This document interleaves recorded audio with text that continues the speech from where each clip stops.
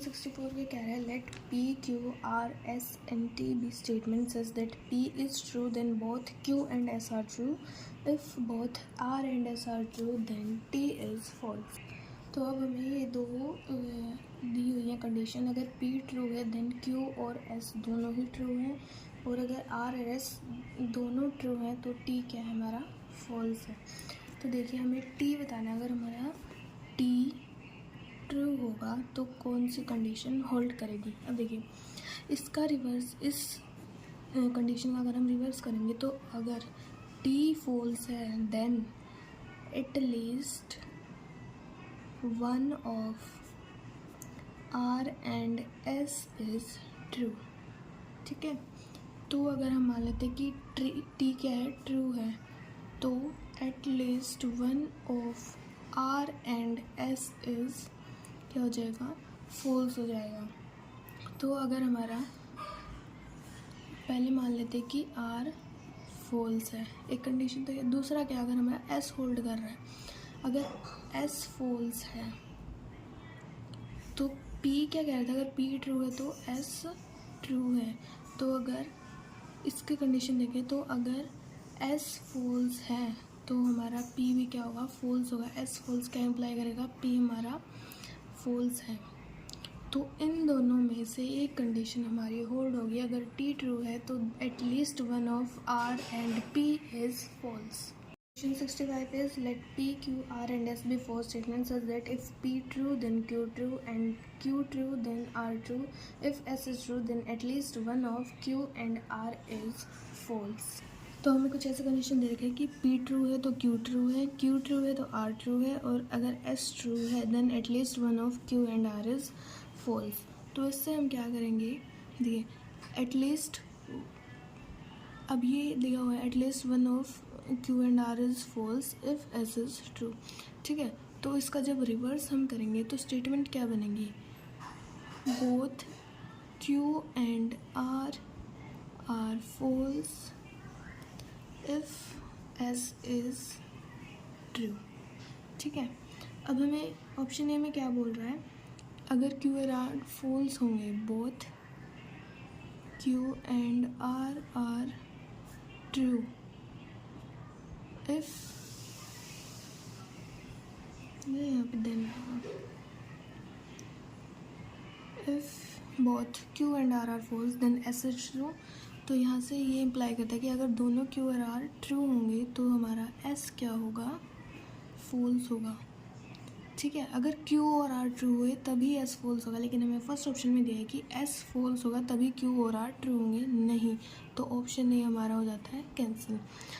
आगे देखते हैं, जब हमें क्या दिया है कि S is if S is true then at least one of Q और R फॉल्स है. तो अगर हम S को फॉल्स करेंगे तो at least one of Q and R is true होगा, ये स्टेटमेंट आएगी. लेकिन हमें बी ऑप्शन में दिया है at least one of Q and R is true then S is false, तो ये भी हमारी रॉन्ग हो जाएगी. सी स्टेटमेंट को देखते हैं तो क्या आएगा, क्या दी हुई है C statement, P is true then S is false. तो हमें P स्टेटमेंट ये दी हुई है. अब देखिए जब P ट्रू है तो Q ट्रू होगा, Q ट्रू है तो ऑटोमेटिकली R ट्रू होगा. तो मतलब P ट्रू है तो Q और R दोनों ही ट्रू होंगे. और हमें थर्ड की कंट्रा पॉजिटिव से हमें ये पता चला था कि अगर ये दोनों Q और R दोनों ट्रू है तो हमारा S क्या हो जाएगा फॉल्स. तो ऑप्शन सी हमारा करेक्ट हो जाएगा. अब D में क्या दिया है कि इफ़ Q क्या है ट्रू है then S is true. Q true दिया है तो R भी ट्रू होगा.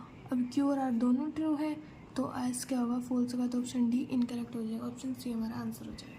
Question 66 is if A, B, C and D are statements such that if at least one of A and B is true then at least one of C and D must be true. Further both A and C are false then. तो अब हमें दिया हुआ है कि at least one of A and B is true है. अगर A और B में से कोई एक ट्रू है तो C और D में से कोई एक must be true है. इफ़ अब हमें बताना है अगर A एंड C हमारे false हैं तो क्या होगा. अब एक बार के लिए हम मान लेते हैं कि B हमारा B is true.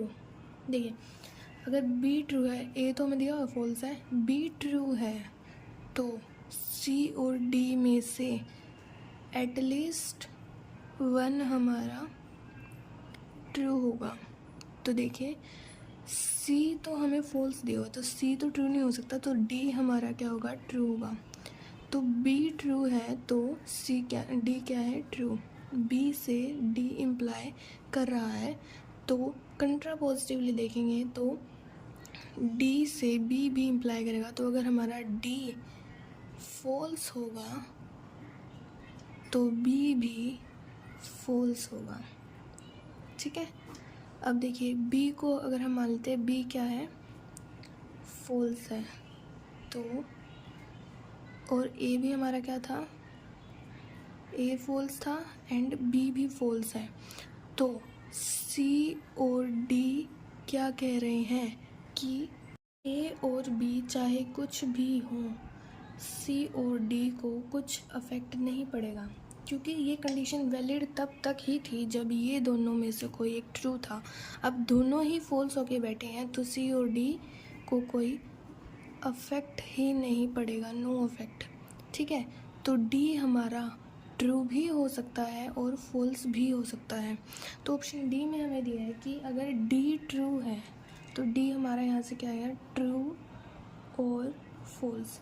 Option D में हमें दिया हुआ है कि डी अगर ट्रू है तो बी भी ट्रू होगा, नहीं, डी यहाँ पे हमारा ट्रू आ रहा है तो यहाँ पे बी हमारा फॉल्स आ रहा है, तो ऑप्शन ए हमारा मैच कर रहा है, तो ऑप्शन ए हमारा आंसर हो जाएगा।